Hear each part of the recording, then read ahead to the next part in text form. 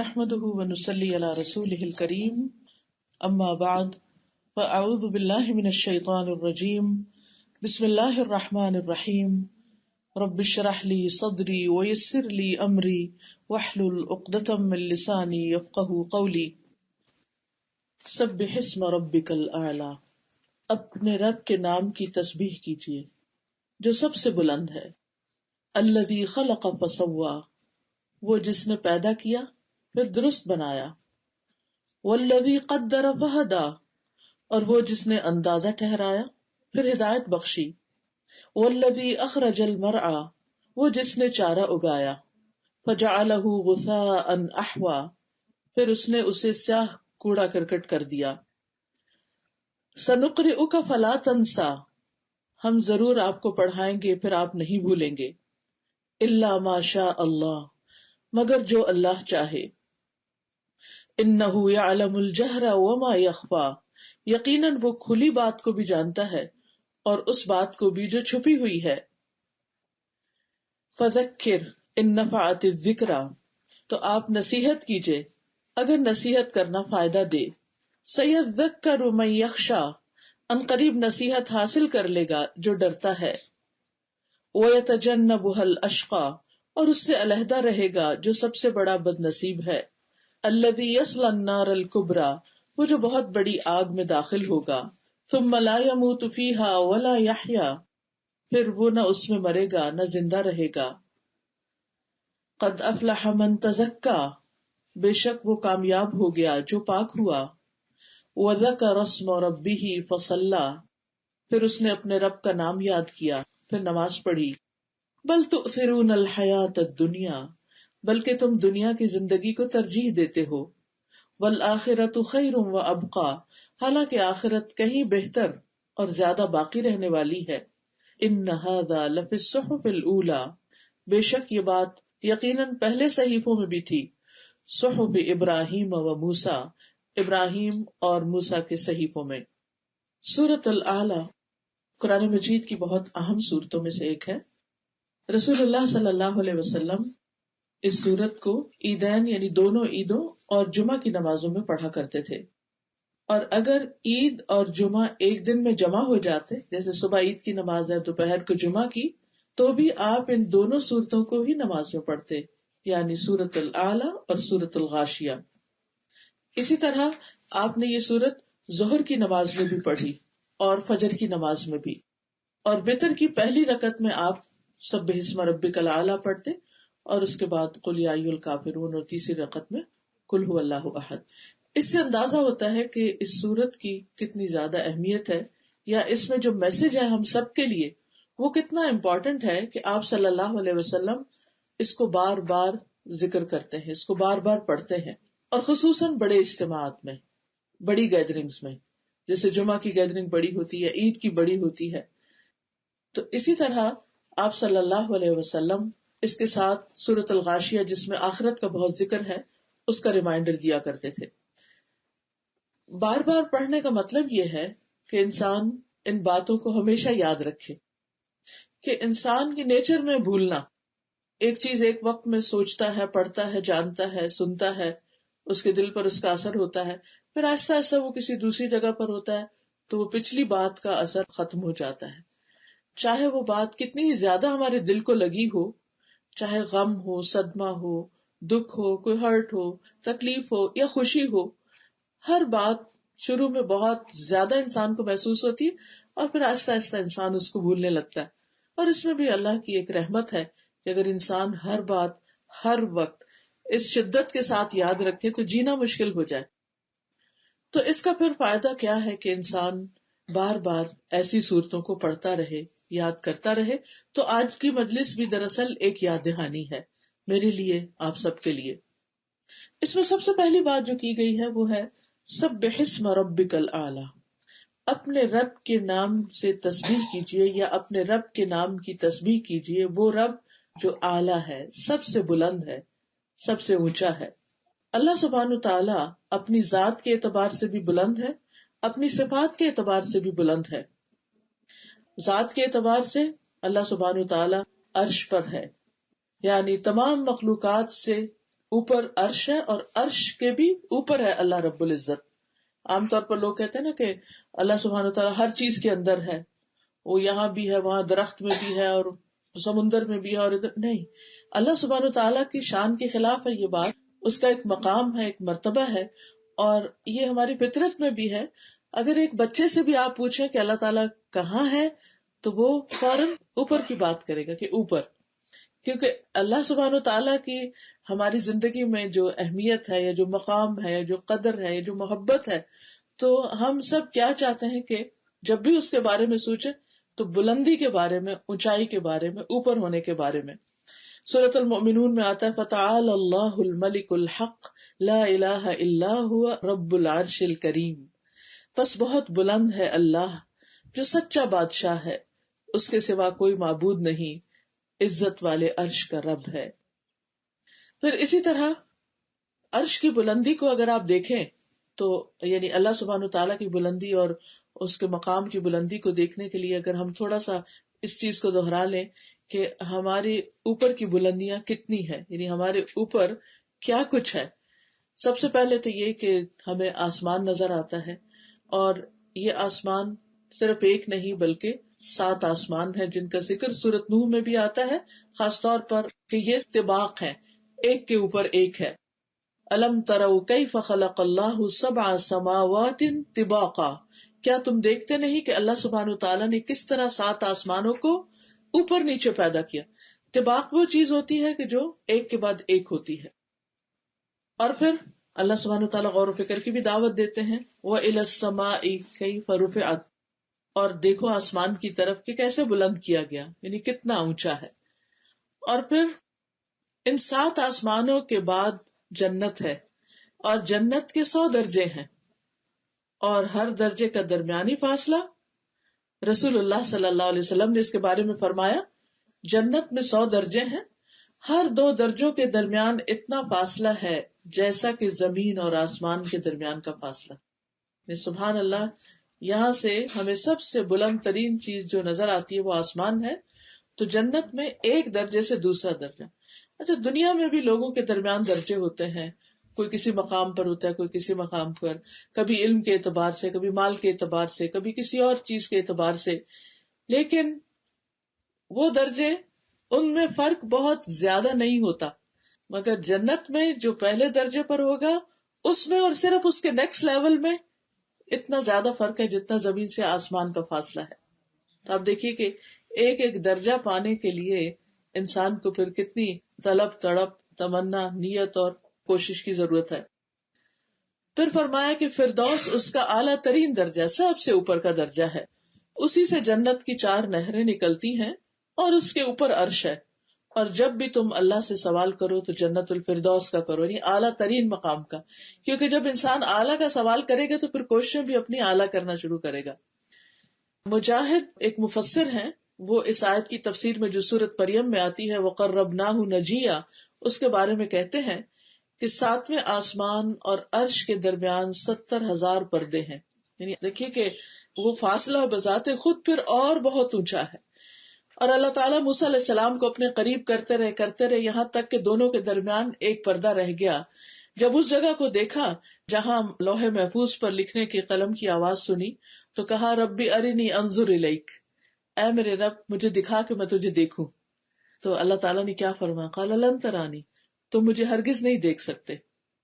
کیونکہ حجابہ نور، اللہ سبحانہ تعالیٰ کا جو حجاب ہے وہ نور ہے، اور اگر وہ ہٹ جائے تو اس کے جو چہرے کی صرف ایک کرن، یا وہ کہنا چاہیے کہ وہ جو لائٹ ہے وہ ہر چیز کو جلا کے رکھتے. تو کسی انسان کے اندر اتنا یارہ ہی نہیں. ایون موسیٰ علیہ السلام جو اللہ تعالیٰ کے اتنے بڑے پیغمبر تھے کہ وہ اللہ سبحانہ تعالیٰ کو دنیا میں رہتے ہوئے یا اس لائف میں دیکھ سکیں. ہاں، قیامت کے دن اور جنت میں خاص طور پر اللہ تعالیٰ اہل ایمان کو وہ طاقت بخشیں گے کہ جس کی وجہ سے وہ اللہ تعالیٰ کو دیکھنے کے قابل ہو سکیں گے.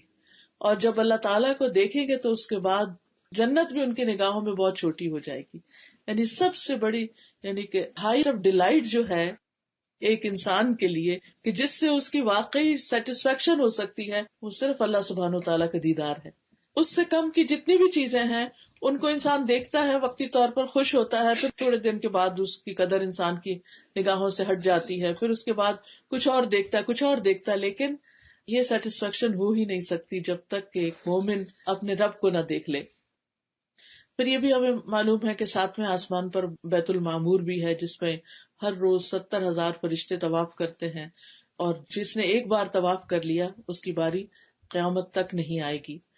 رسول اللہ صلی اللہ علیہ وسلم نے فرمایا، یہ صحیح بخاری کی روایت ہے کہ میرے لیے بیت المعمور کھول دیا گیا۔ اسے ہمیں تو بڑا شوق ہوتا ہے نا کہ کعبہ کے اندر کسی طرح جائیں، تو معراج پر نبی صلی اللہ علیہ وسلم کے لیے بیت المعمور کو کھول دیا گیا۔ بس میں نے جبریل سے پوچھا تو انہوں نے بتایا کہ یہ بیت المعمور ہے، اس میں 70,000 فرشتے روزانہ نماز پڑھتے ہیں، اور جو ایک بار عبادت کر کے باہر نکل جائے تو دوبارہ اندر واپس نہیں آ سکتے، یعنی قیامت تک ان کی باری پھر نہیں آئے گی۔ ہم تو خوش قسمت ہیں کہ ایک دفعہ حج عمرہ کر لیا اور پھر جانا چاہے تو پھر جا سکتے ہیں، لیکن یہ کہ وہاں پر اللہ کی عبادت کے لیے اتنے زیادہ فرشتے موجود ہیں۔ تو اس سے اندازہ ہو سکتا ہے کہ ہمارا رب کتنا اعلیٰ اور کتنا بلند ہے۔ اور پھر ہم یہ بھی جانتے ہیں کہ رب کے عرش کو فرشتے اٹھائے ہوئے ہیں۔ یہ نہیں ہمیں پتہ چلتا کہ رب اس پر بیٹھا ہے یا کھڑا ہے یا کیا کیفیت ہے، اس کے بارے میں نہ ہمیں علم دیا گیا، نہ ہمیں سوچنا چاہیے، نہ اس کے بارے میں غور کرنا چاہیے، نہ کوئی بحث مباحثہ۔ لیکن اتنا ہم دیکھ سکتے کہ عرش خود کتنا بڑا ہے۔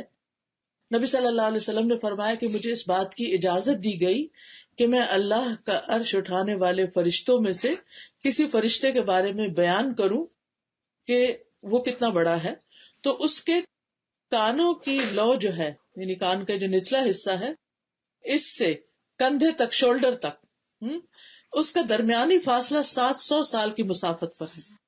ایک فرشتے کی صرف یعنی گردن ہی سمجھے اس کو، یعنی تو گردن اگر اتنی اونچی ہے تو وہ خود کتنا اونچا ہوگا، اور پھر وہ عرش کو اٹھائے ہوئے ہیں، تو اس سے اندازہ لگائیے کہ 7ویں آسمان کے اوپر کتنی زیادہ اور بلندی ہے کہ جس کے بعد عرش آتا ہے، اور اس عرش کو پھر یہ فرشتہ جو اٹھاتا ہے وہ خود کتنا بڑا ہے۔ ظاہر وہ بڑا ہے تو اتنا ہی فاصلہ ہوگا نا کہ جس کے پرے پھر وہ کھڑا بھی ہو سکتا ہے اور اٹھائے ہوئے بھی ہیں۔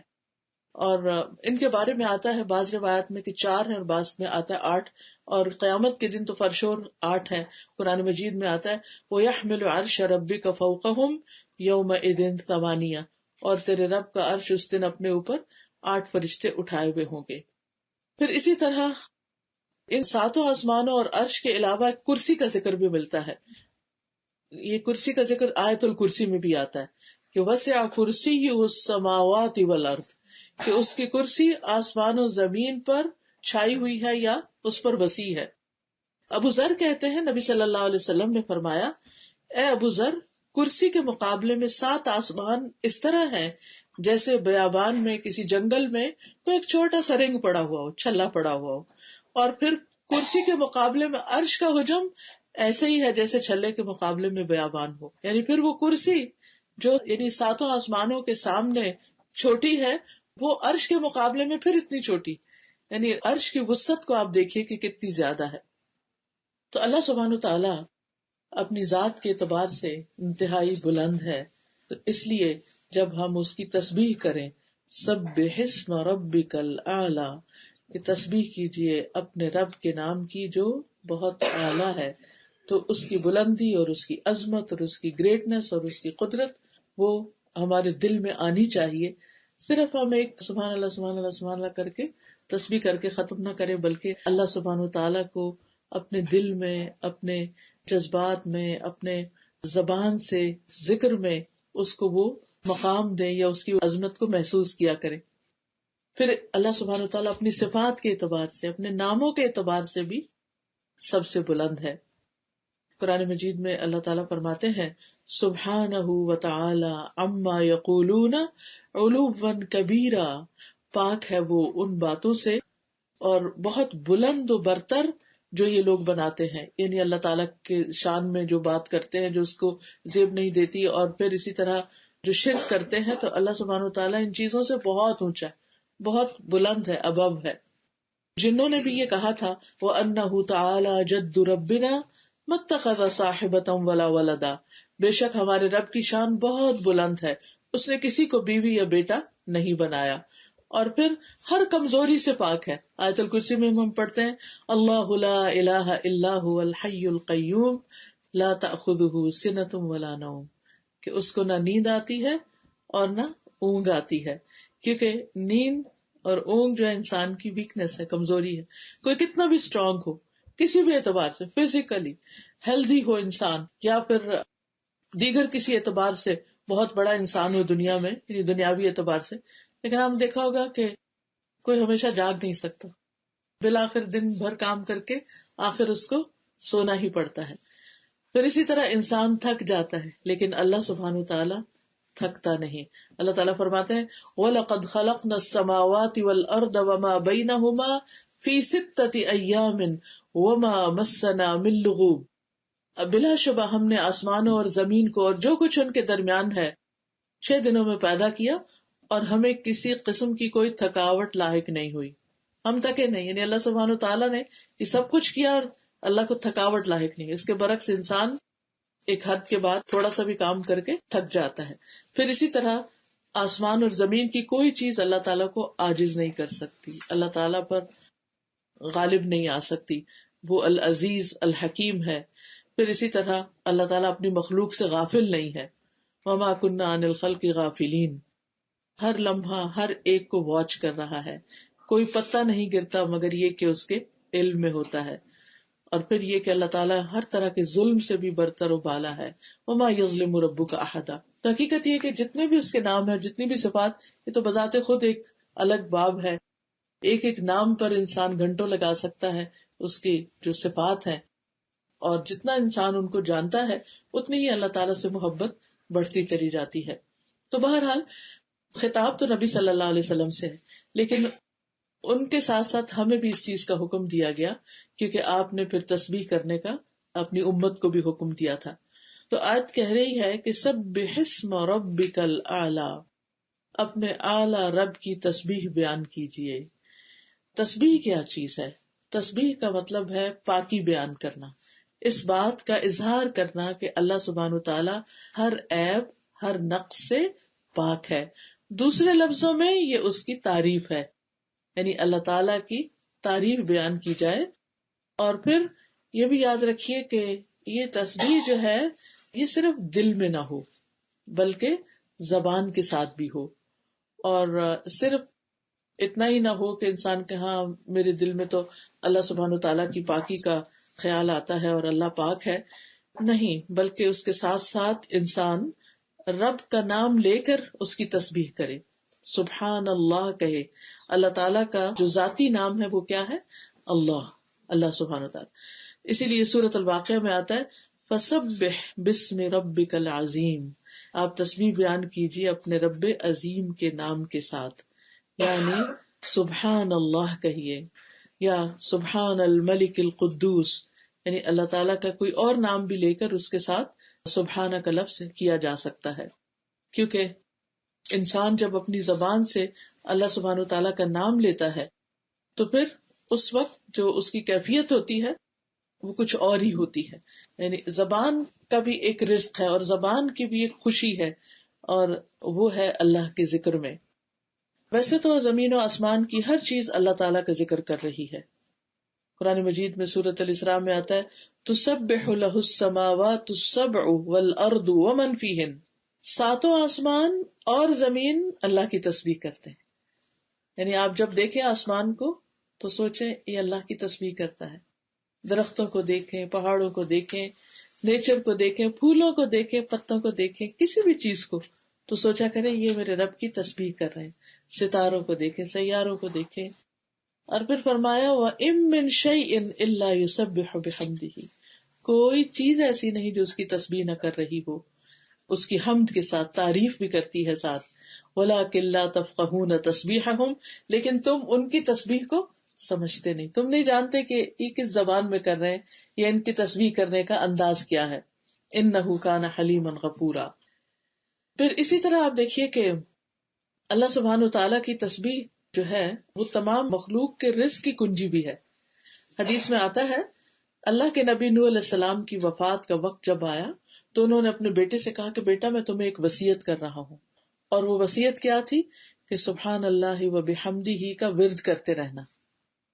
یہ ہر چیز کی نماز ہے اور اس کے ذریعے مخلوق کو رزق ملتا ہے. یعنی یہ رزق کی کنجی بھی ہے ساری مخلوق کی. تو جب ساری مخلوق کے رزق کی کنجی ہے تو ظاہر ہے انسان بھی اس میں شامل ہو جاتے ہیں. اب یہ جو سبحان اللہ و بحمدہ ہی ہے یعنی مختصر سا ذکر ہے، اس کو خاص طور پر صبح اور شام پڑھنا جو ہے 100 بار تمام گناہوں کی معافی کا ذریعہ بنتا ہے. اور سورۃ النور میں آتا ہے کہ کل قد علم صلاتہ و تسبیحہ، ہر مخلوق جو ہے اس کو اپنی نماز اور تسبیح کا علم ہے کہ اسے نماز کیسے ادا کرنی ہے اور تسبیح کیسے کرنی ہے. تو یہ ان کی تسبیح ہے سبحان اللہ و بحمدہ. پھر ہم دیکھتے ہیں کہ فرشتے بھی تسبیح کرتے ہیں.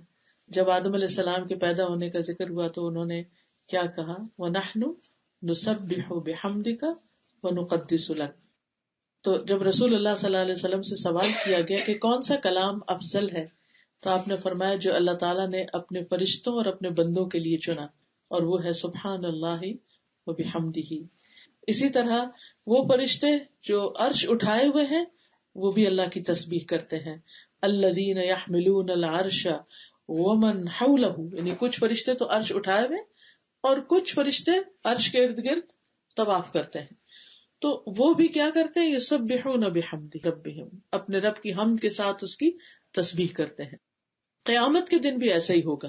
وَتَرَى الْمَلَائِكَةَ حَافِّينَ مِنْ حَوْلِ الْعَرْشِ يُسَبِّحُونَ بِحَمْدِ رَبِّهِمْ. آپ دیکھیں گے کہ فرشتے عرش کے گرد حلقہ باندھے ہوئے یعنی پورا سرکل کیے ہوئے ہوں گے اور اس کے ساتھ ساتھ تسبیح پڑھ رہے ہوں گے. سوچیے کیا منظر ہوگا اور کیا جلال ہوگا اور کیا رب کی عظمت کا احساس ہوگا اس وقت انسان کو کہ جب اتنی بڑی بڑی مخلوق جو ہے وہ اللہ کی تسبیح کر رہی ہوگی. اور یہ اللہ تعالیٰ کا پسندیدہ کلام ہے. اور ہم دیکھتے ہیں کہ نماز کے شروع میں بھی ہم کہتے ہیں سبحانک اللہم و بحمدک و تبارک اسمک و تعالی جدک. پھر اسی طرح ہم نماز کے اندر بھی تسبیح کرتے ہیں. رسول اللہ صلی اللہ علیہ وسلم نے فرمایا تم لوگ اللہ کی عظمت کا جو ذکر کرتے ہو یعنی تسبیح، تحلیل لا الہ الا اللہ اور تحمید یعنی الحمدللہ، جسے ہم ان سب کو ایک جملے میں اکٹھا کر لیتے ہیں نا، سبحان اللہ والحمد للہ ولا الہ الا اللہ واللہ اکبر. فرمائے کہ تمہارے یہ کلمات عرش کے گرد چکر لگاتے ہیں. یعنی جب بندہ ان کلمات سے ذکر کرتا ہے تو یہ کلمات اوپر اٹھتے ہیں. قرآن مجید میں اس کا ذکر آتا ہے کہ والکلم الطیب یرفعہ، پاکیزہ کلمات جو ہے انسان کے اعمال کو بھی اوپر لے جاتے ہیں اور انسان جو ہے وہ اللہ کا ذکر بھی کرتا ہے اور وہ بھی اوپر جاتے ہیں. فرمایا ان کلمات کی ایسی بنبناہٹ ہوتی ہے جیسے شہد کی مکھیوں کی بنبناہٹ. وہ کلمات اپنے ذکر کرنے والے یعنی وہ آوازیں جو ہوتی ہیں پھر وہ جیسے قرآن میں آتا ہے نا فاذکرونی اذکرکم، کہ جب ہم ذکر کرتے ہیں تو ہمارا ذکر اوپر اٹھتا ہے اور جب وہ اوپر اٹھتا ہے تو پھر اللہ سبحانہ وتعالی ہمیں یاد کرتے ہیں. فرمایا کیا تم میں سے کوئی نہیں چاہتا کہ اس کے لیے کوئی ایسا ہو یا ہمیشہ اس کی یاد دلائی جاتی رہے. یعنی تم یہ نہیں چاہتے کہ تمہاری یاد ہر وقت دلائی جاتی رہے، اللہ کے ہاں تمہارا ذکر ہوتا رہے. تو وہ اسی صورت میں ہو سکتا ہے جب انسان ہر وقت تسبیح پڑھتا رہے. یعنی کام کاج کے دوران اٹھتے بیٹھتے چلتے پھرتے کچھ مشکل نہیں، جیسے حدیث میں آتا ہے کلمتان حبیبتان الی الرحمن خفیفتان علی اللسان ثقیلتان فی المیزان سبحان اللہ و بحمدہ سبحان اللہ العظیم. تو یہ پورا بھی پڑھ سکتے ہیں، اس کو آدھا بھی پڑھ سکتے ہیں کہ دو کلمے جو ہیں اللہ کے یہاں بڑے ہی محبوب ہیں، میزان میں بہت بھاری ہیں، زبان پہ بہت ہلکے ہیں، اور وہ سبحان اللہ و بحمدہ سبحان اللہ العظیم. پھر اسی طرح یہ کلمات جو ہے یہ تسبیح یہ پریشانی اور خوف کو بھی دور کرنے والی. نبی صلی اللہ علیہ وسلم نے فرمایا جو شخص رات سے خوف کھائے یعنی رات کا اندھیرا اس کو ڈرائے. بعض لوگ اکیلے رہتے ہیں، جو رات ہوتی ہے جیسے موسم آتا ہے سن لائٹ کم ہو جاتی ہے، دن بہت چھوٹے ہوتے ہیں تو عجیب طرح کے ڈپریشن بعض لوگوں کو ہونے لگتا ہے، یہ گھبراہٹ ہونے لگتی. فرمایا کہ جو رات سے خوف کھائے کہ وہ اسے پریشان کرے گی یا مال خرچ کرنے سے بخل کرے یا دشمن سے مقابلہ کرنے سے ڈرے تو وہ اس قول کی کثرت کر دے سبحان اللہ و بحمدہ سبحان اللہ و بحمدہ، یعنی پڑھتا رہے کیونکہ یہ اللہ کے نزدیک سونے کا پہاڑ اللہ کے راستے میں خرچ کرنے سے زیادہ محبوب ہے. اتنی ہم میں سے کس کے پاس سکت کہ وہ ایک پہاڑ اللہ کے راستے میں سونے کا صدقہ کرے. تو جب انسان اتنا نہیں کر سکتا تو پھر یہ تسبیح کرتا رہے تو یہ اس کے برابر ہوگی. پھر ہر روز انسان کے جسم پر صدقہ واجب ہوتا ہے. حدیث میں آتا ہے کہ ہر روز انسان جب صبح کرتا ہے تو اس کے 360 جوڑوں پر صدقہ واجب ہوتا ہے, اور ہر روز جان کا یہ صدقہ دینا ہوتا ہے انسان کو. تو لوگوں کا کہ ہمارے پاس تو اتنا مال نہیں کہ ہم اتنا صدقہ کر سکیں, تو اس پر آپ نے فرمایا کہ سبحان اللہ کہنا جو ہے یہ بھی صدقہ ہے, الحمدللہ کہنا بھی صدقہ ہے, لا الہ الا اللہ کہنا بھی صدقہ ہے, اللہ اکبر کہنا بھی صدقہ ہے, نیکی کا حکم دینا بھی صدقہ ہے, برائی سے روکنا بھی صدقہ ہے. تو یہ ساری چیزیں کیا ہیں, صدقہ بھی شمار ہوتی ہیں. پھر اسی طرح یہ کہ انسان کو نیکیاں ملتی ہیں, گناہ مٹتے ہیں, اور خاص طور پر یہ سبحان اللہ و بحمدی دن میں اگر 100 بار انسان پڑھتا ہے تو اس کے گناہ معاف کر دیے جاتے ہیں, خواہ وہ سمندر کی جھاگ برابر ہی کیوں نہ ہو. پھر اسی طرح الحمدللہ کہنا میزان کو بھر دیتا ہے, اور سبحان اللہ الحمدللہ ملا کر کہا جائے زمین آسمان کے درمیان کی فضا بھر جاتی ہے. پھر اسی طرح صبح کے وقت خاص طور پر سبحان اللہ و بحمدہ عدد خلقہ ورضا نفسہ وزنۃ عرشہ ومداد کلماتہ, یہ اگر انسان 3 دفعہ پڑھتا ہے تو یہ بہت سے کلمات پر اور بہت سارے ذکر کے اوپر بھاری ہیں. پھر اسی طرح تسبیحات جو ہیں یہ آگ سے بچاؤ کا ذریعہ بھی ہیں, یعنی آخرت میں, اور یہ جنت میں درخت لگانے کا ذریعہ بھی ہے تسبیحات. جو انسان تسبیح کرتا ہے اس کے لیے جنت میں کھجور کا درخت لگا دیا جاتا ہے. یاد رکھیے کہ جنت وہ گھر ہے کہ جس کی زمین اللہ نے سب کے حصے میں رکھی, سب بنو آدم کی, اور جہنم کی زمین سب کے لیے رکھی. تو کچھ لوگوں نے اپنی جنت کی زمین آباد کر لی اور کچھ نے اپنی جہنم کی کر لی. تو جیسے میں نے عرض کیا کہ جنت کے 100 درجے ہیں, اور پھر وہاں بھی انسان کے اعمال کے مطابق ہی ڈیکوریشن اور اس کی خوبصورتی اور اس کا حسن اور اس کے درجوں کی بلندی ہوگی. تو اس لیے انسان کو حریص ہونا چاہیے کہ اپنی زبان کو اللہ کے ذکر سے تر رکھے.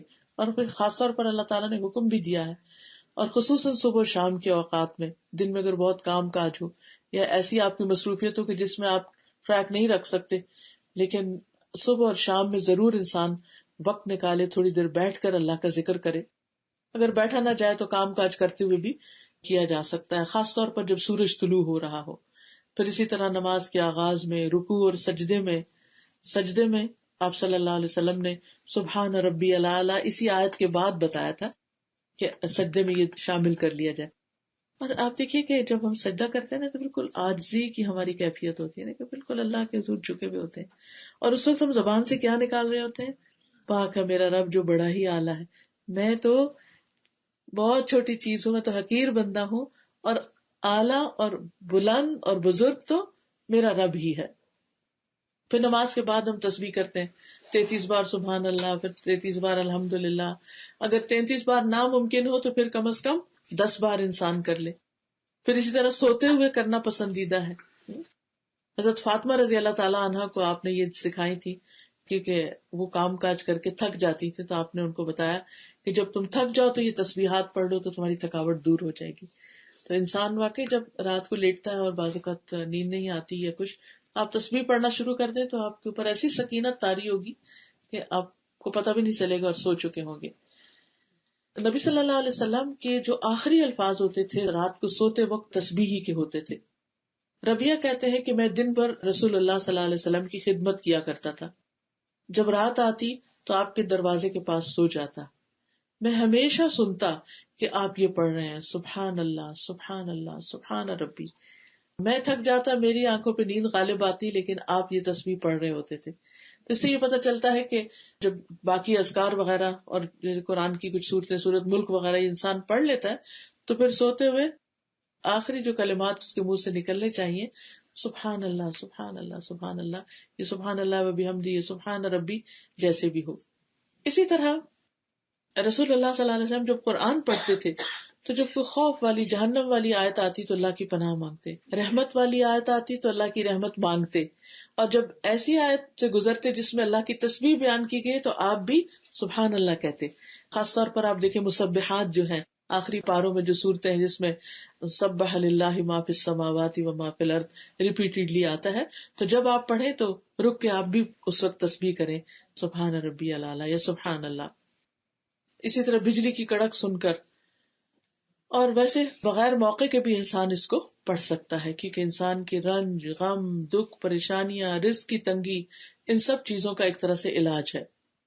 تو فرمایا سبح اسم ربک الاعلی، کون ہے تمہارا رب؟ الذی خلق فسوی، جس نے پیدا کیا اور پھر درست بنایا، یعنی انسان کو اس طرح اس کو ہموار بنایا کہ اگر یہ اوپر کی سکن نہ ہوتی اور یہ پیڈنگ نہ ہوتی ہماری، تو پھر ہر انسان کے لیے دوسرے کو چپتی ہی رہتی، اور انسان کے لیے دیکھنے میں بھی تکلیف دہ ہوتا اور ساتھ رہنے کے اعتبار سے بھی۔ یعنی ہم جو لائف کو اتنا انجوائے کر رہے ہیں، یہ اس وجہ سے کہ اللہ سبحانہ وتعالیٰ نے بالکل پرفیکٹ درست بنایا اور بہت اسموتھ بنایا۔ والذی قدر فہدی، وہ جس نے اندازہ ٹھہرایا، تقدیر مقرر کی، پھر ہدایت بخشی۔ والذی اخرج المرعى، جس نے چارہ اگایا، یعنی صرف انسان کے لیے نہیں بلکہ ساری مخلوقات کے لیے رزق پیدا کیا۔ پھر نبی صلی اللہ علیہ وسلم کو خطاب ہے، سنقرئک فلا تنسى۔ ہوتا یہ تھا کہ آپ صلی اللہ علیہ وسلم پر جب وحی نازل ہوتی تو آپ کو یاد رکھنی ہوتی تھی، تو آپ کو فکر ہو جاتی تھی کہ پتہ نہیں مجھے یاد رہے گی یا نہیں، تو وہ سننے کے ساتھ ساتھ پڑھنے لگتے۔ تو اللہ تعالیٰ نے فرمایا کہ نہیں، جب ہم پڑھ رہے ہوں، یعنی فرشتہ آپ کو سنا رہا ہو، تو اس وقت آپ خاموشی اختیار کر کے صرف سننے پر فوکس کریں۔ اسی لیے جب کبھی آپ کو امام کے ساتھ نماز پڑھنے کی، کسی مسجد وغیرہ میں کبھی تراویح یا کہیں موقع ملے، تو خاموشی سے پیچھے سے قرات سننی چاہیے، کیونکہ ہوتا ہی ہے جیسے بہت سے لوگوں کو سورت یاسین یاد ہوتی ہے یا سورت الملک، تو جو ہی امام تراویح پڑھتے پڑھتے اس سورت پہ آتا ہے، سارے لوگ پیچھے پڑھنا شروع کر دیتے، تو اس سے امام کی نماز میں خلل ہو سکتا ہے۔ تو چاہے ہمیں آتا ہو یا نہ آتا ہو، جب امام قرات کر رہا ہو تو ہمارا فرض ہے کہ ہم اس قرات کو سنیں۔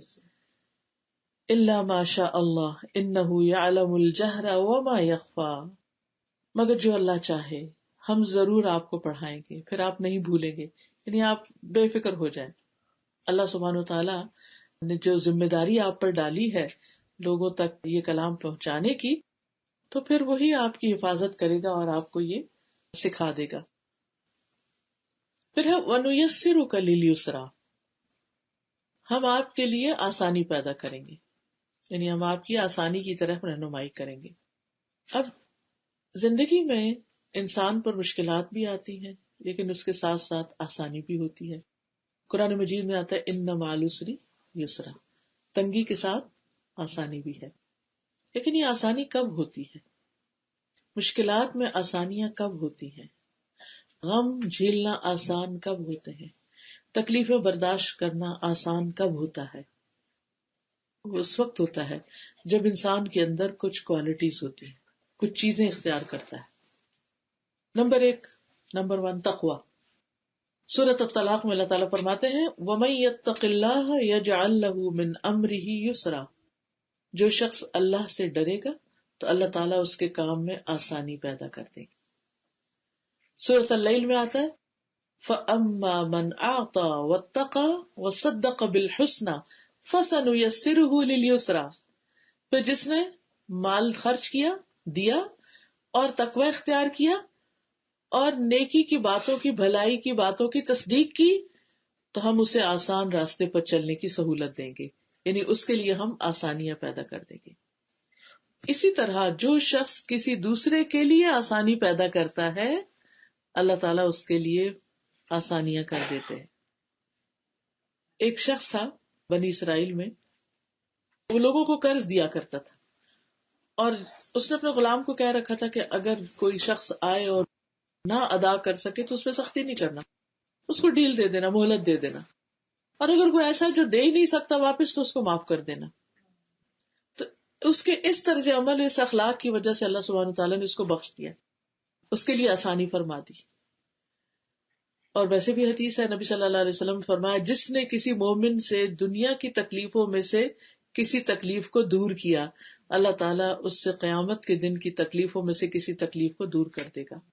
اس اعتبار سے میں دیکھتی ہوں کہ ڈاکٹرز کا پیشہ جو ہے یہ بہت ہی اجر و ثواب والا ہے، اور بہت اس اعتبار سے فائدے والا ہے کہ وہ دوسروں کے دکھ درد دور کرنے کا ذریعہ بنتے ہیں۔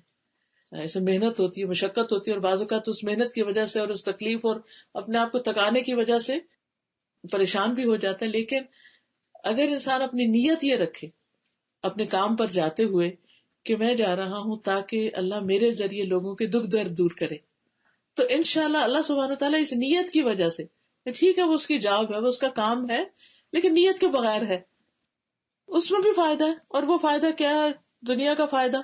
لیکن جب انسان اس نیت سے جاتا ہے کہ میں دوسروں کا دکھ دور کروں، تو آپ دیکھیے کہ اس کے کام کی کوالٹی بھی بڑھ جائے گی. وہ کام کر کے چاہے وہ تھکا ہو، اس کے اندر ایک خوشی کا بھی احساس ہوگا کہ میں نے کسی کا دکھ دور کیا، اور پھر اجر ہی اجر ہے، اور اللہ سبحانہ وتعالیٰ اس کے بدلے اس انسان کے دکھ دور کرے گا.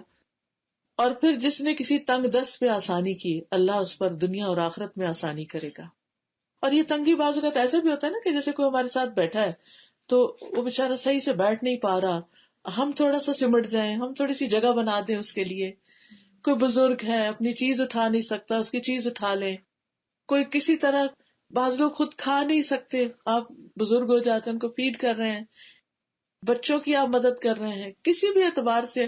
تو اپنے گھر کے کام کاج میں بھی اگر آپ لگے ہوئے ہیں تو ان کو خوشی سے کیجئے کہ میں ان کی تکلیف دور کر رہی ہوں، اللہ تعالیٰ میری تکلیف کو دور کرے گا. اور جس نے کسی مسلمان کی پردہ پوشی کی، اللہ تعالیٰ اس کی دنیا اور آخرت میں پردہ پوشی کرے گا. اللہ تعالیٰ اس وقت تک بندے کی مدد میں ہوتے ہیں جب تک بندہ اپنے بھائی کی مدد میں لگا ہوا ہوتا ہے. جو کسی کی مدد کرتا رہتا ہے، اللہ تعالیٰ کی طرف سے اس کے لیے مدد آتی ہے. اور پھر انسان کو دعا بھی کرنی چاہیے آسانیوں کے لیے. جیسے موسیٰ علیہ السلام پر جب نبوت کا بار ڈالا گیا تو انہوں نے کیا کہا؟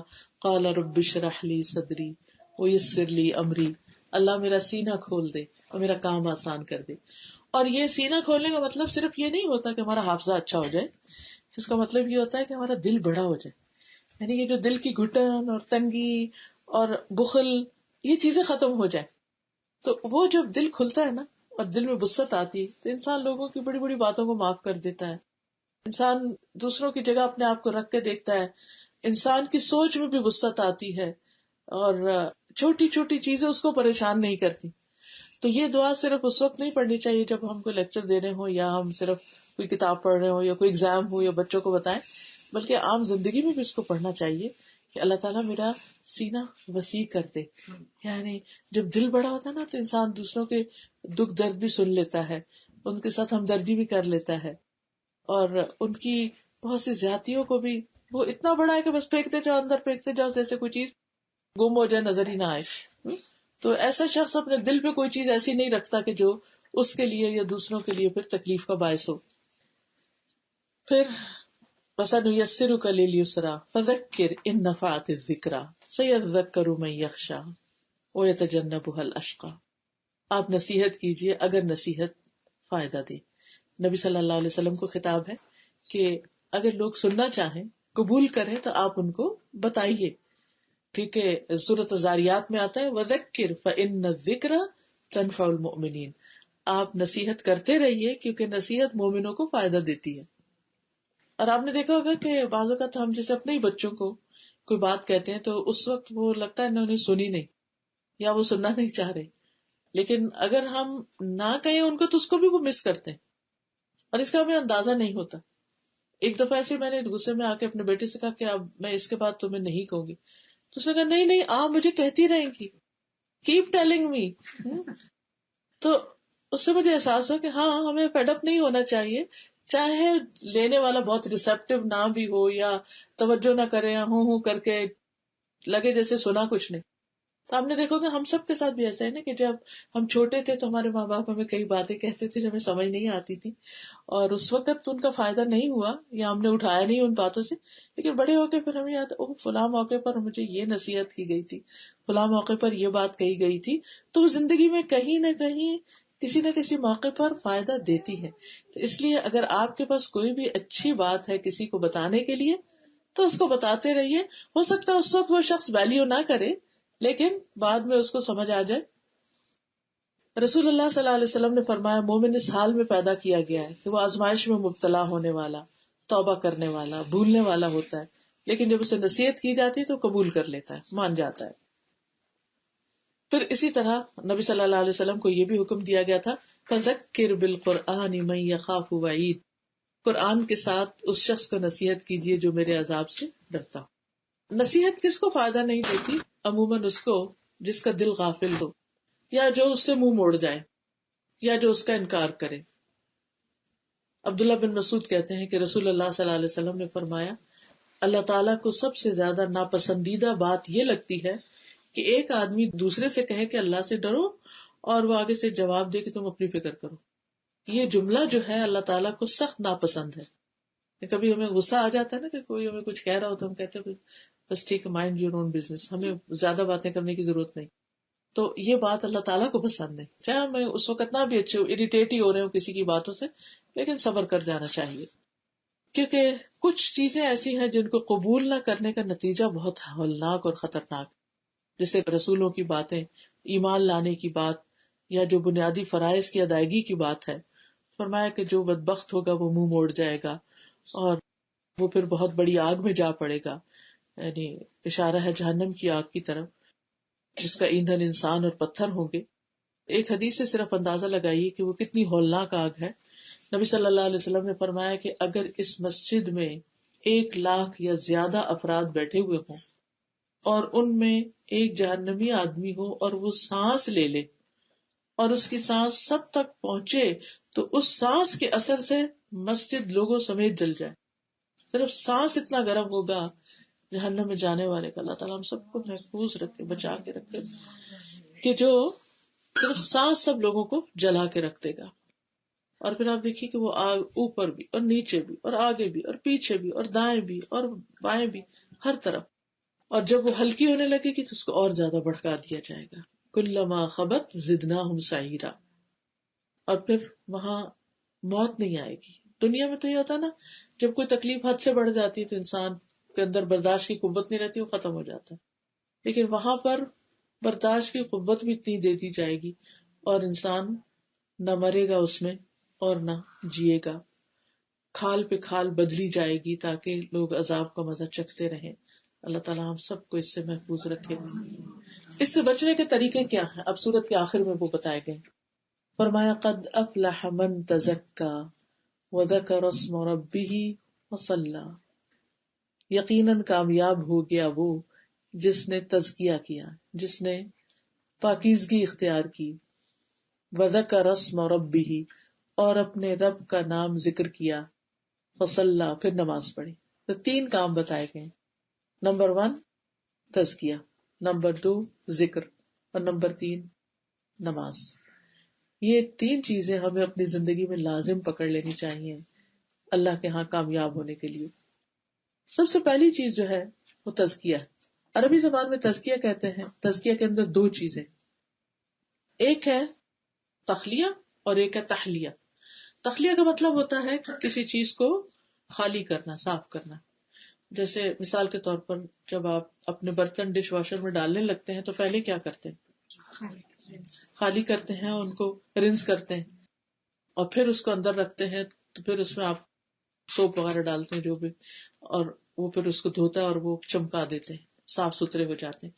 تو یہی تزکیہ کا عمل ہے کہ انسان اپنے نفس کا تزکیہ 2 طریقوں سے کرے. نمبر 1 کہ اس کے اندر جو بھی کوئی ال فیلنگز ہیں کسی کے لیے، یا شیطانی وسوسے ہیں، یا اللہ کے بارے میں ایمان یا توکل میں کمی ہے، تو ان چیزوں کو باہر نکالے، اس شک کو اور شہوات اور شبہات اور خواہشات کو. اور پھر دوسرا یہ کہ اس کے اندر اپنے دل کو مزین کرے، دل کو خوبصورت بنائے، بیوٹیفائی کرے. اور وہ ہوتا ہے ایمان سے، تقوی سے، اللہ کے توکل سے، اللہ پر توکل کرنے سے. یعنی وہ چیزیں جو اللہ تعالیٰ کو ہم سے چاہیے وہ ہم اپنے دل میں رکھیں، اور اس کی روشنی ایسی ہو کہ کوئی بھی شیطان کا وسوسہ ہے تو وہ اس کو ختم کر کے رکھتے.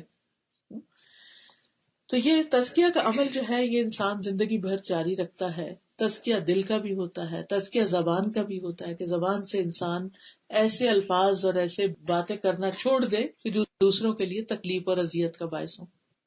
پھر اسی طرح انسان اپنی ظاہری زندگی میں بھی طہارت کا اہتمام کرے، پاکیزگی کا، اپنے لباس، اپنے جسم، اپنے رہنے سہنے کی جگہ، اپنے ہر چیز کے اندر صفائی ستھرائی کا اہتمام کرے. کیونکہ ان اللہ یحب التوابین ویحب المتطہرین. دوسری چیز یہ ہے وذکر اسم ربہ، اپنے رب کا نام لے، اپنے رب کا ذکر کرے. تو ذکر میں دعا بھی آتی ہے، تسبیح بھی آتی ہے، نماز بھی آتی ہے، قرآن بھی آتا ہے. سب سے پہلی چیز تو دعا ہے. چھوٹی چھوٹی چیز جو ہے اس میں انسان اللہ سبحانہ تعالیٰ کی طرف رجوع کرے اور اللہ کی طرف راغب ہو اور اس سے دعا کرے کہ یا اللہ تو میرا تزکیہ کر دے، تو مجھے پاک کر دے، تو مجھے اپنے محبوب بندوں میں شامل کر لے. پھر اسی طرح اس میں ذکر اور تزکیہ دونوں میں پھر کیا آتا ہے کہ انسان جو عمل بھی کرے چھپا کے کرے، یعنی ریاکاری سے بچے. امام غزالی کی کتاب احیاء علوم الدین میں وہ فضیل بن ایاز کا ایک کوٹیشن لکھتے ہیں کہ جدید دور کی ریاکاری، یا دیکھیے کہ وہ 1000 سال پہلے کی بات ہے، اس وقت کہتے ہیں جدید دور کی ریاکاری، کہتے ہیں پہلے لوگ تو ان کاموں کو دکھاتے تھے، شو آف کرتے تھے جو انہوں نے کیے ہوتے تھے، اور اب کے دور میں لوگ ان چیزوں کا شو آف کرتے جو انہوں نے کیا نہیں ہوتا.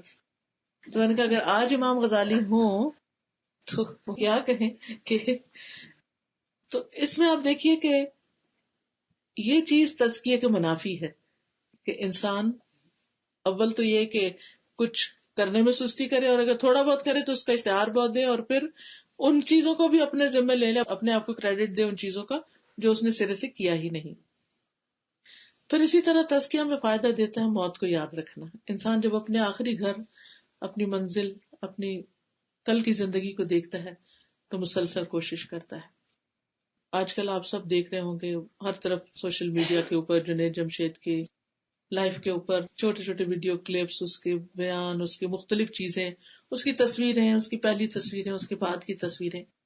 تو آج صبح میری بیٹی نے کوشچن مجھے لکھا کہ ماما وائی پیپل لو ہم سو مچ، اور اتنا زیادہ اس کا ہر کوئی رو رہا ہے. پاکستان سے لکھا اس نے مجھے کہ ہر کوئی رو رہا ہے، کیا وجہ؟ میں نے کہا بیٹا دیکھو کہ اس نے دنیا میں انسان جو ڈریم کرتا ہے نا، نیم ہو، فیم ہو، اس کے پاس سب کچھ ہو، اتنا کچھ اس کے پاس تھا، اس نے وہ سب چھوڑ کے اپنی آخرت کے لیے ایک ٹوٹلی اپوزٹ لائف سٹائل اختیار کر لیا.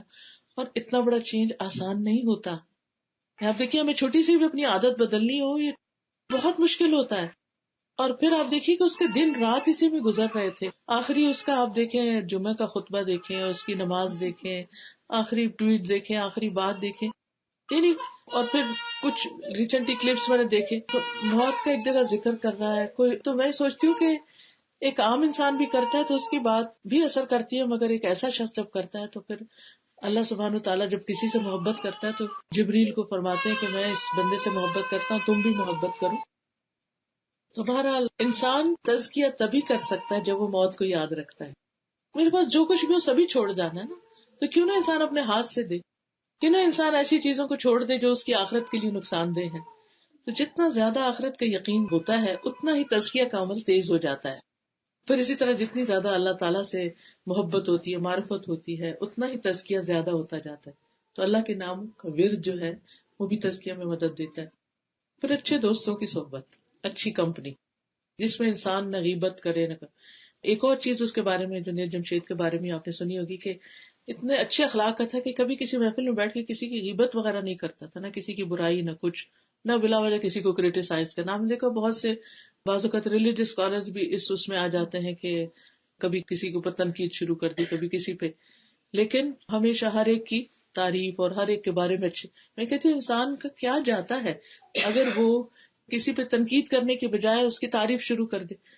اور جب آپ ایسا شروع کر دیتے ہیں تو آپ کا اپنا ہی دل خوش ہو جاتا ہے، کیونکہ آپ کو پھر خوبیاں نظر آنا شروع ہو جاتی ہیں. تو اچھے دوستوں کی کمپنی، اچھے لوگوں کے ساتھ اٹھنا بیٹھنا کہ جو لوگوں کی غیبت نہ کریں، برائی نہ کریں، ان پہ تنقید نہ کریں، یہ انسان کے ایمان کو بھی بڑھاتا ہے اور انسان کا تزکیہ بھی کرتا ہے. پھر اسی طرح انسان اپنے دوست کے دین پر ہوتا ہے. انسان اپنے دوست کے دین پر ہوتا ہے تو ہر شخص کو یہ دیکھنا چاہیے کہ اس کی دوستی کن لوگوں سے ہے، وہ اس کو کس طرف لے کر جا رہے ہیں. اور نیک صالح ساتھی جو ہے اس کی مثال کستوری والے کی طرح ہے جو مسک بیچتا ہے، اگر وہ تمہیں نہ بھی دے تو اس کی خوشبو تو تمہیں ضروری ملے گی. پھر اسی طرح قرآن سے گہرا تعلق، یہ بھی انسان کا تزکیہ کرتا ہے، کیونکہ قرآن انسان کے لیے شفا بھی ہے اور اس کے لیے پاکیزگی کا ذریعہ بھی ہے. پھر شعور کے ساتھ نماز پڑھنا، نمازوں میں اللہ کو یاد کرنا، اللہ کا ذکر کرنا. اور ذکر اسم ربہ فصلی، تو دعا، تسبیح، نماز، قرآن کی تلاوت، یہ سب کیا ہیں؟ ذکر ہی کی قسمیں ہیں، اور یہ سب تزکیہ میں مدد دیتے ہیں. فصلا، پھر خاص طور پر نماز، کیونکہ نماز جو ہے وہ انسان کے گناہوں کو معاف کرنے کا ذریعہ ہے، انسان کے اللہ سے ملاقات ہے بیسیکلی. نماز میں انسان اللہ سبحانہ تعالیٰ کے سامنے ہوتا ہے. حدیث میں آتا ہے کہ جب بندہ نماز کے لیے کھڑا ہوتا ہے تو وہ اللہ کے چہرے کی طرف ہوتا ہے، یعنی. اور اگر انسان کو احساس ہو جائے نا نماز میں کہ میں اللہ کے سامنے کھڑا ہوں، تو اس کی کیفیت ہی بدل جائے گی، اس کا احساس ہی بدل جائے گا. بہت سے لوگ پوچھتے ہیں نماز میں کیسے خشوع لائیں. بس یہ سوچنے کی ضرورت ہے کہ ہم کھڑے کس کے آگے، بات کس سے کر رہے ہیں، اور مناجات کس سے کر رہے ہیں.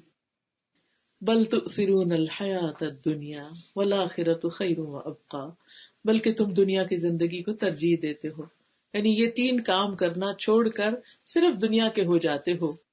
والآخرۃ خیر وابقی، حالانکہ آخرت بہتر ہے اور باقی رہنے والی ہے.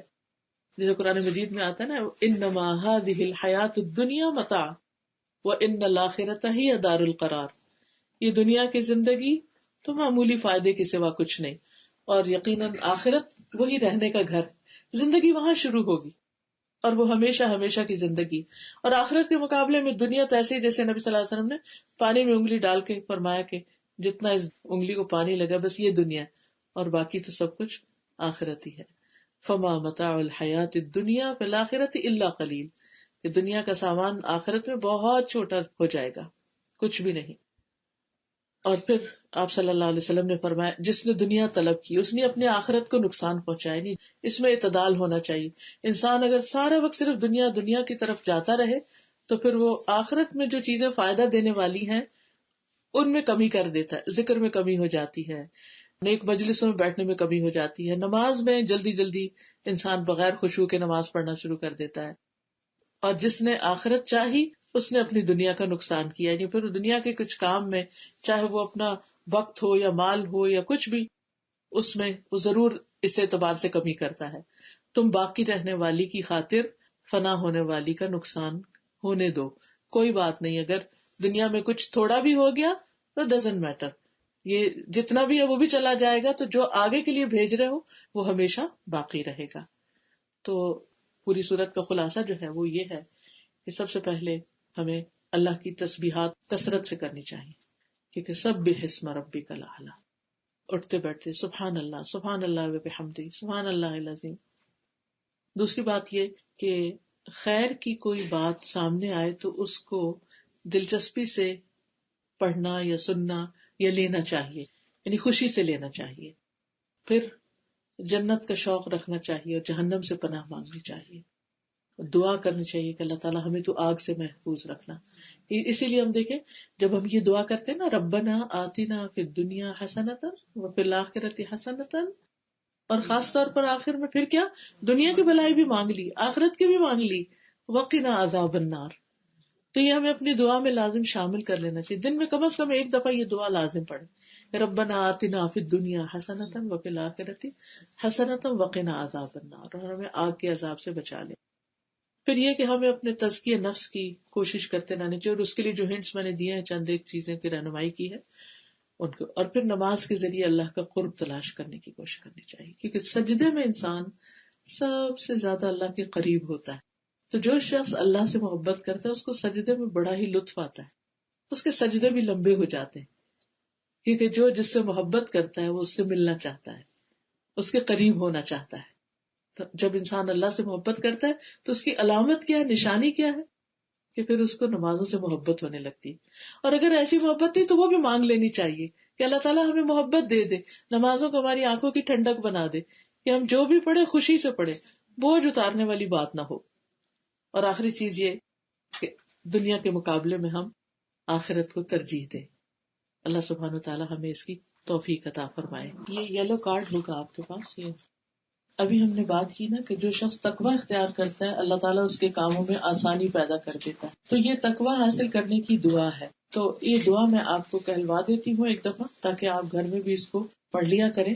تو دعا کا فائدہ یہ ہوتا ہے کہ انسان جن چیزوں کو اپنی زندگی میں مشکل پاتا ہے وہ آسان ہونے لگتی. اللہم البسنا،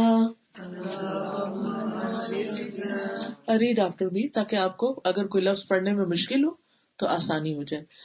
اللهم ألبسنا لباس التقوى اللهم ألبسنا لباس التقوى اللهم ألبسنا اللهم ألبسنا لباس التقوى لباس التقوى وألزمنا وألزمنا كلمة التقوى كلمة التقوى واجعلنا من أولي النهى واجعلنا من أولي النهى وأمتنا وأمتنا حين ترضى حين ترضى وأدخلنا وأدخلنا جنة المأوى جنة المأوى واجعلنا واجعلنا ممن بر واتقى ممن بر واتقى وصدق بالحسنى وصدق بالحسنى ونهى النفس عن الهوى ونهى النفس عن الهوى واجعلنا ممن تيسره لليسرى وجعلنا ممن يسره باليسرى وتجنبه العسرى وتجنبه العسرى واجعلنا ممن يتذكر وجعلنا ممن يتذكر فتنفعه الذكرى فتنفعه الذكرى اللهم اجعل سعينا اللهم اجعل سعينا مشكورا مشكورا وذنبنا مغفورا وذنبنا مغفورا ولقنا ولقنا نضرة وسرورا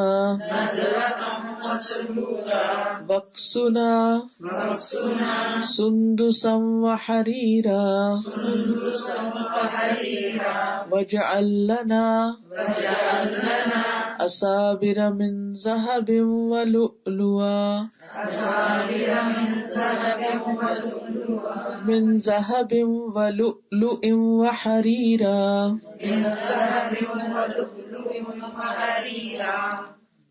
ترجمہ ہے اللہم اے اللہ البسنا لباس التقوی ہمیں تقوی کا لباس پہنا، یعنی ہماری ہر چیز کے اندر تقوی ہو، الزمنا کلمۃ التقوی اور ہمیں تقوی والی بات سے یعنی ہمارے لیے لازم کر دے، وجعلنا من اولی النہی اور ہمیں عقل مند لوگوں میں شامل کر دے، وامتنا حین ترضی اور ہمیں اس وقت موت دینا جب تو ہم سے راضی ہو، وادخلنا جنت المأوی اور ہمیں جنت المأوی میں داخل کر دینا، وجعلنا ممن بر واتقى اور ہمیں ان لوگوں میں شامل کر دینا جو نیک ہیں اور انہوں نے تقوی اختیار کیا، وصدق بالحسنى اور نیکی کی بھلائی کی تصدیق کی ہے، ونهى النفس عن الهوى اور اپنے نفس کو خواہشات سے روکا ہے، وجعلنا ممن تيسره لليسرى اور ہمیں ان لوگوں میں شامل کر دے جن کے لیے تو آسانی پیدا کرے گا، یعنی ان کو آسان راہ دکھائے گا،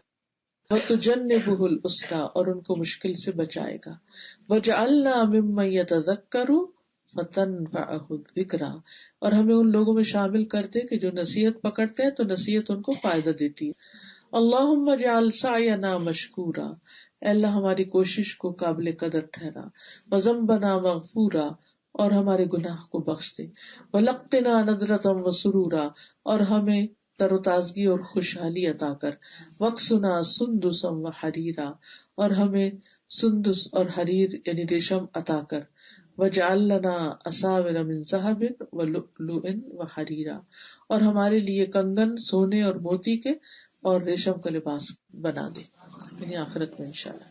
اور اس سے پیچھے ہے اللہم انی اسألک الہدی والتقی والعفاف والغنی، اللہ میں تجھے سوال کرتی ہوں ہدایت کا، تقوی کا، پاکیزگی اور بے نیازی کا، اللہم آت نفسی تقواہا وزکھا انت خیر من زکاہا انت ولیہا ومولاہا، اے اللہ میرے نفس کو تقوی عطا کر اور اسے پاک کر دے، تو بہترین ہے جو پاک کر سکتا ہے اس کو، تو ہی اس کا ولی اور مولا ہے۔ سبحان اللہ والحمد للہ ولا الہ الا اللہ واللہ اکبر ولا حول ولا قوة الا باللہ العلی العظیم۔ اللهم صل على محمد وعلى آل محمد كما صليت على إبراهيم وعلى آل إبراهيم إنك حميد مجيد. اللهم بارك على محمد وعلى آل محمد كما باركت على إبراهيم وعلى آل إبراهيم إنك حميد مجيد. ربنا آتنا في الدنيا حسنة وفي الآخرة حسنة وقنا عذاب النار. ربنا لا تزغ قلوبنا بعد إذ هديتنا وهب لنا من لدنك رحمة إنك أنت الوهاب. ربنا هب لنا من أزواجنا وذرياتنا قرة أعين واجعلنا للمتقين إماما. یا حی یا قیوم برحمتک استغیث. یا اللہ پاک جو کچھ ہم نے پڑھا ہے ہمیں اس پر عمل کی توفیق عطا فرما. اللہ ہمارے سینوں کو کھول دے، ہمیں حق کی بات، اپنی بات، نصیحت کی بات فائدہ عطا کرے. یا اللہ ہمارے ایمان کو محفوظ رکھنا، ہمارے بچوں کو ایمان پر قائم رکھنا. یا اللہ جن بچوں کی ابھی شادی نہیں ہوئی اور شادی کی عمر میں ہے ان کو بہترین رشتے عطا فرما. یا اللہ جو اپنے رزق کی طرف سے پریشان ان کی پریشانی دور فرما. یا رب العالمین اس گھر پر اپنی خیر و برکت نازل فرما، ان کو صحت اور عافیت عطا فرما. اللہ جتنی بھی بہنیں آئی ہیں سب کا آنا قبول فرما اور سب کو صحت و عافیت سے نواز. یا رب العالمین یا ارحم الراحمین جو فوت ہو گئے ہیں ان کی بخشش فرما دے. اللہم اغفر لہ وارحمہ وعافہ واعف عنہ واکرم نزلہ ووسع مدخلہ واغسلہ بالماء والثلج والبرد ونقه من الخطايا كما ينقى الثوب الأبيض من الدنس. اللهم أبدله دارا خيرا من داره وأهلا خيرا من أهله وزوجا خيرا من زوجه. اللهم أدخله الجنة وأعذه من عذاب القبر ومن عذاب النار. ربنا تقبل منا إنك أنت السميع العليم وتب علينا إنك أنت التواب الرحيم. وصلى الله تعالى على خير خلقه محمد وعلى آله وأصحابه وأهل بيته أجمعين برحمتك يا أرحم الراحمين. إلهي آمين. سبحانك اللهم وبحمدك أشهد أن لا إله إلا أنت أستغفرك وأتوب إليك. کسی کا کوئی کوشچن ہو، کوئی بات کرنا چاہے، کوئی آپ ایڈ کرنا چاہیں کسی بات میں آپ کر سکتے ہیں. میں ایک کوشچن کر رہا ہوں. آپ نے کہا ہے کہ سبحان اللہ و بحمدہ سبحان اللہ العظیم زیادہ پڑھیں، تو استغفار زیادہ پڑھیں یا یہ زیادہ؟ دونوں اپنی اپنی جگہ فائدہ مند ہیں، لیکن اللہ کی تسبیح جو ہے وہ بہرحال ہر چیز سے ابو ہے نا، اس میں اللہ کی پاکی اور حمد اور تعریف. تو استغفار ہمارے اپنے لیے اور تسبیح جو ہے وہ اللہ سبحانہ وتعالیٰ کی بیان کرتے ہیں. تو پہلے تسبیح کر لیں، پھر درود شریف پڑھ لیں اور پھر استغفار کی تسبیح کر لیں. تو میں 1000 ٹائم ایوری ڈے استغفار پڑھوں؟ آپ پڑھتی رہیں لیکن ساتھ تسبیح بھی شروع. اس کی جی کوئی لمٹ رکھنی ضروری نہیں ہے، نمبر رکھنا بھی ضروری نہیں. جی آپ نے ذکر کیا تھا تزکیہ کا کہ ایک تخلیہ اور ایک دوسرا والا. تحلیہ، حلیہ کہتے ہیں عربی میں زیور کو، جیولری کو. تو تحلیہ کا مطلب ہے کہ انسان جیسے ایک دلہن تیار کرتے ہیں نا، تو پہلے اس کی کلینزنگ کرتے ہیں، پھر اس کے بعد اس کو بیوٹیفائی کرتے ہیں. تو انسان دل کو بھی پہلے ان چیزوں سے صاف پاک کرے اور پھر اس کے بعد اس میں خوبصورت کرے اس کو. یعنی اپنی بیڈ ہیبٹس کو نکالے اور اچھی ہیبٹس ڈالے. یعنی ایک طرف کوشش کر رہے ہوں گے کہ ہم صاف چیزیں ہوں اور دوسری طرف نئی نئی چیزیں سیکھ کر اپنے آپ کو اور زیادہ اچھا بنائے پہلے سے انشاءاللہ. یہ جو آج کل یہ ربیع الاول کا بہت چل رہا ہے، اس کے اوپر تھوڑا سا یہ بعد میں لوگوں نے زیادہ شروع کر دیا ہے. اگر ہم منع کریں تو منع کریں گلے پڑتے ہیں. بس کر کے آپ اپنا کام کر کے خاموش ہو رہے ہیں.